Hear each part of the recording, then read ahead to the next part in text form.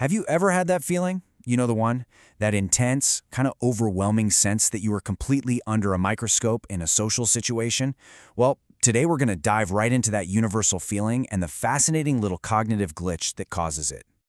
It's that feeling you get when you walk into a room or a meeting or maybe a party, and all of a sudden you're just convinced every single person's attention has snapped directly onto you. You stumble over a word, you drop your pen, you laugh just a little too long, and in your mind it's not some small slip-up, right? No, it feels like this monumental failure being broadcast on a giant screen for everyone to see. That shirt you're not 100% sure about, the way your hair is doing that weird thing today. You feel totally exposed, absolutely certain that everyone is noticing and, of course, judging all these tiny little imperfections. But what if I told you that spotlight is mostly in your head? So, this feeling, it actually has a name. And just understanding what it is, well, that's the first step to beating it. We're about to put a label on this well-known psychological phenomenon. And there it is, the spotlight effect. It's basically our brain's habit of thinking that our own personal spotlight, the one that from our perspective is always on us, is just as bright and focused for everybody else. And this, right here, this is the heart of the issue. See, we experience 100% of our own lives. Our thoughts, our feelings, our anxieties. So naturally, we're the main character in our own movie. But for everyone else, we're just a background character in their movie. Let's think about a classic example. You decide to wear a really bold new jacket. It feels like the only thing anyone could possibly be looking at. You're sure people are whispering and staring. But the truth is, the person you just passed by is probably worried about being late for their own appointment. You know, they actually tested this in a famous study. They had students wear a super embarrassing Barry Manilow t-shirt into a crowded room. The students predicted that half the people would notice. The reality? Less than a quarter actually did. See, everyone's internal monologue is just as loud as yours is, and it's focused on them, not on your jacket. Okay, or how about this one? You're in a conversation. You say something that just comes out wrong, and you immediately cringe inside. And for the rest of the day, you can't stop replaying that single, awkward moment over and over. And here's the thing. While you're stuck in that memory loop, everyone else has already moved on. Their attention span for your tiny little slip-up is incredibly short.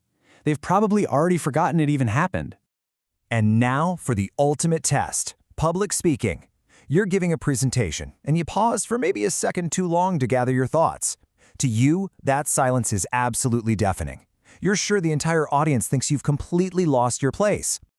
But really, the audience isn't sitting there analyzing your every single move. They're processing your ideas. They're listening for the main point. Those tiny imperfections that you are obsessing over, they either went completely unnoticed or were immediately forgotten.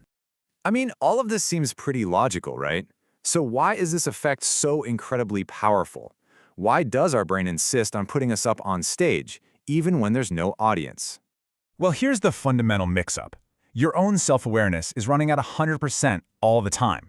You know every thought, every feeling, every little insecurity. So your brain makes this simple but totally wrong leap in logic. It assumes that because this feeling is so intense on the inside, it must be equally visible on the outside. Now, this isn't just some quirky little feature of our psychology.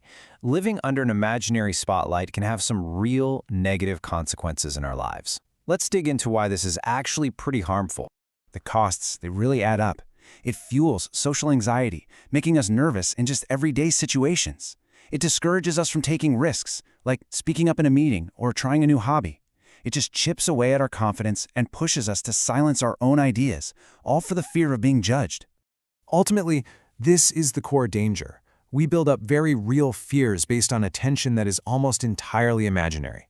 We become afraid of a ghost. Okay, so the good news is we are not stuck with this. We can actually learn to dim that imaginary spotlight and step out of its glare. And it all comes down to regaining some perspective. All right, here's a 4-step action plan. First, actively remember that everyone else is just as wrapped up in their own world as you are in yours. Their attention is divided. Second, think about it. When was the last time you obsessed over a coworker's tiny mistake? Probably never, right? So grant yourself that same grace. Third, shift your focus outward. Ask questions, listen actively to other people. Getting engaged with the world around you is the best antidote to self-consciousness. And finally, number 4, accept that perfection isn't the goal. Flaws are human, and they rarely define how other people see us.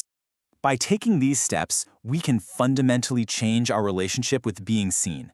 moving from a place of fear to a place of freedom. I love this quote. It just captures the whole idea perfectly.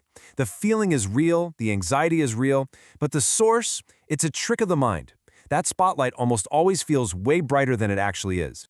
So the real takeaway is this. When you free yourself from the belief that you are constantly being scrutinized, you free up an incredible amount of mental energy. You gain the clarity to act, to speak, and to just be yourself, without the weight of an audience that was never really there to begin with. And that is a freedom worth fighting for.